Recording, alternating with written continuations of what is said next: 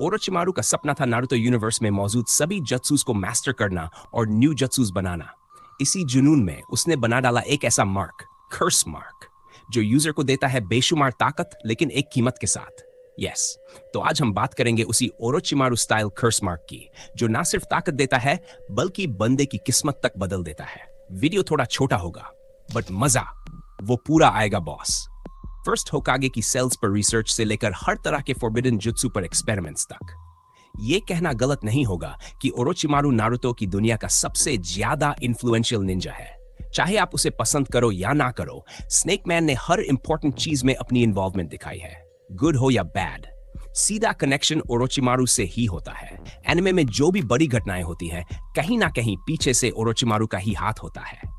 Orochimaru का असर जिन ninjas की जिंदगी पर सबसे ज्यादा पड़ा है, उनमें से एक है सास्के उचिहा। और ओरोचिमारू ने सास्के को जो सबसे ज्यादा पावरफुल लेकिन डेंजरस चीज दी, वो है उसका कर्स्ड सील। ये सील सास्के के लिए एक तरफ बहुत बड़ा दर्द बना, लेकिन दूसरी तरफ यही उसकी हिडन पावर का हिस्सा भी था।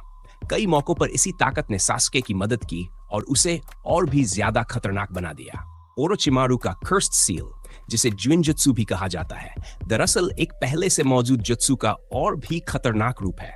इस टेक्निक का मेन पर्पस भी यूजुअल कर्स्ड सील जुत्सु जैसा ही है। यूजर अपने टारगेट को अपने चाक्रा से इम्ब्यू करता है ताकि टारगेट पर कुछ लॉन्ग टर्म इफेक्ट्स पड़े और उस पर एक खास तरह का मार्क बन जाए। ज्यादातर लोग अपने हाथ की पाम या उंगलियों के टिप से चाक्रा इम्ब्यू करते हैं, लेकिन ओरोचिमारू अपने दांतों यानी फैंग्स का इस्तेमाल करता है, बिल्कुल एक सांप की तरह। ओरोचिमारू के कर्स्ड सील को दूसरे सील से अलग बनाता है उसका एक खास एलिमेंट। ओरोचिमारू अपने सील में जुगो के सेल्स भी जोड़ता है। जुगो की एक यूनिक इनेट एबिलिटी है जो उसे नेचुरल एनर्जी को अब्सॉर्ब करने और अपनी बॉडी को ऐसे फॉर्म्स में बदलने की क्षमता देती है जो दुश्मन के खिलाफ सबसे ज्यादा इफेक्टिव हो। जुगो की क्लैन के बारे में कुछ भी रिवील नहीं किया गया या फिर उसका लास्ट नेम कभी भी कहानी में मेंशन नहीं किया गया, इसीलिए हम ये नहीं जानते कि ये एबिलिटी उसके क्लैन से इनहेरिट हुई थी या फिर ये बस एक अजीब म्यूटेशन है जो सिर्फ उसे ही होती है। एक बात तो बिल्कुल साफ है, ओरोचिमारू हर तरह के एक्सपेरिमेंट्स करता है ताकि जुगो की यूनिक एबिलिटी को हार्नेस कर सके। तो अगर शॉर्ट में कहें, ओरोचिमारू का कर्स्ड सील उसके अपने चाक्रा और जुगो के सेल्स को स्टैंडर्ड जुइनजुत्सु में मिक्स करने का नतीजा है, जो जब टारगेट की स्किन पर ब्रांडेड होता है तो वो अलग अलग इफेक्ट्स दिखाता है। ओरोचिमारू के कर्स्ड सील के काउंटलेस इफेक्ट्स के बारे में बात करने से पहले चलिए जल्दी से समझते हैं कि ओरोचिमारू के पास कितने तरह के अलग अलग कर्स्ड सील्स हैं। सबसे पहला है experimental version of the cursed seal, जिसे सिंपल भाषा में कहा जाता है एनिमल कर्स्ड सील। यह सील दिया गया था एक फॉर्मर कोनोहा शिनोबी को जिसका नाम था मिजुकी। क्योंकि ये एक इम्परफेक्ट वर्जन है, इसलिए इसे इस्तेमाल करने वाले को कई नेगेटिव इफेक्ट्स झेलने पड़ते हैं, जैसे इंटेंस पेन से लेकर धीरे धीरे अपनी सैनिटी खो देना।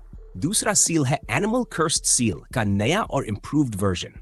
इसे ओरोचिमारू के कर्स्ड सील का एक स्टेबल रूप माना जाता है। कहानी में इसका कोई ऑफिशियल नाम रिवील नहीं किया गया, इसलिए ज्यादातर लोग इसे साउंड 4 का कर्स्ड सील के नाम से जानते हैं, क्योंकि सास्के की किडनैपिंग आर्क में इन्हीं चारों ने इस सील का इस्तेमाल किया था। हालांकि हर मेंबर के सील का डिजाइन थोड़ा अलग था, लेकिन इसके इफेक्ट्स लगभग एक जैसे ही थे।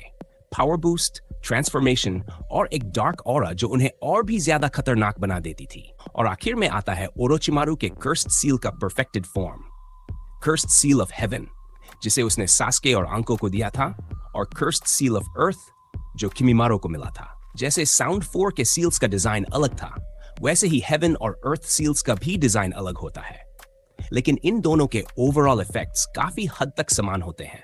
ये दोनों सील्स इतनी ज्यादा पावरफुल है कि इन्हें ओरोचिमारू का सबसे ताकतवर कर्स्ड सील कहा जा सकता है। फर्क बस इतना है कि कर्स्ड सील ऑफ हेवन उन लोगों के लिए बेहतर होता है जो स्पिरिचुअल एनर्जी से जुड़े होते हैं, जबकि कर्स्ड सील ऑफ अर्थ उन लोगों के लिए जो फिजिकल एनर्जी में ज्यादा माहिर होते हैं। खासकर स्टेबल और परफेक्टेड वाले यूजर के शरीर पर कई तरह के इफेक्ट्स दिखा सकते हैं। पहला इफेक्ट है ओरोचिमारू से अनब्रोकन कनेक्शन। ओरोचिमारू ने अपना चाक्रा कर्स्ड सील्स में इम्ब्यू किया, जिससे यह मुमकिन हो जाता है कि ओरोचिमारू उन लोगों को इन्फ्लुएंस कर सके जिन पर उसका सील लगा हुआ है। हालांकि यह सील यूजर के माइंड को पूरी तरह से कंट्रोल नहीं कर सकता, लेकिन ये उन्हें ओरोचिमारू की बातों के लिए ज्यादा ससेप्टेबल बना देता है। यही वजह है कि ओरोचिमारू ये कर्स्ड सील सिर्फ उन्हीं को देता है जिन्हें वह काफी ताकतवर मानता है या जिन्हें उसने अपनी इमोर्टैलिटी रिचुअल के लिए कैंडिडेट के रूप में चुना हो। कर्स्ड सील का अगला इफेक्ट पूरी तरह से यूजर्स के फायदे के लिए होता है। जब वे कर्स्ड सील को एक्टिवेट करते हैं तो ये उनके ओवरऑल पावर्स को बूस्ट कर देता है। एनहांस्ड फिजिकल स्ट्रेंथ से लेकर उनके शरीर के हर हिस्से को मैक्सिमम लेवल तक पहुंचा देता है। इतना ही नहीं, यूजर्स का शरीर जुगो के सेंजुत्सु की वजह से ट्रांसफॉर्म हो जाता है।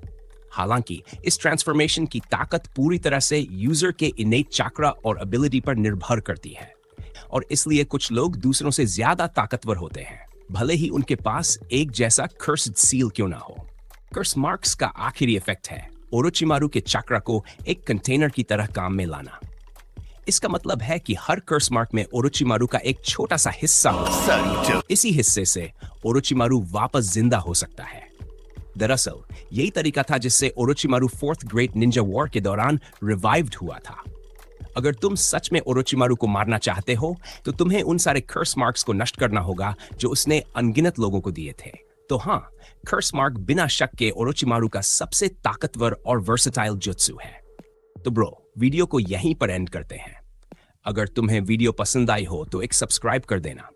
और हाँ, अगर तुम भी ओरोचिमारू की तरह इमोर्टैलिटी पाना चाहते हो तो एक कर्स्ड मार्क ही ले लो। बाय बाय, और याद रखना, कभी भी ओरोचिमारू जैसे जटिल जादू से खेलना मत।